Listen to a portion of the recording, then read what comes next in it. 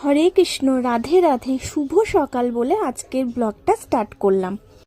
আজ সারাদিন বৃষ্টি পড়ছিল বলে ভোরবেলা থেকে আমার বিড়ালটা আজ আমার কাছে চলে এসেছিল।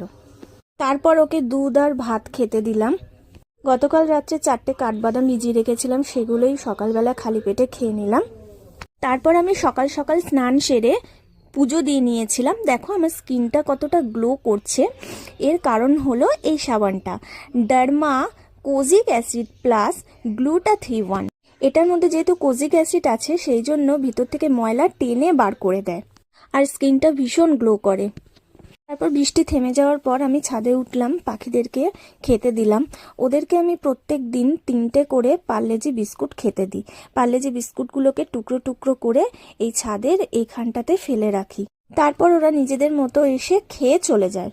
তারপর আমি ব্রেকফাস্ট করে নিলাম। ব্রেকফাস্টে ছিল পরোটা, আলুর তরকারি, ডিম ভাজা, ঘুগনি এবং মিষ্টি।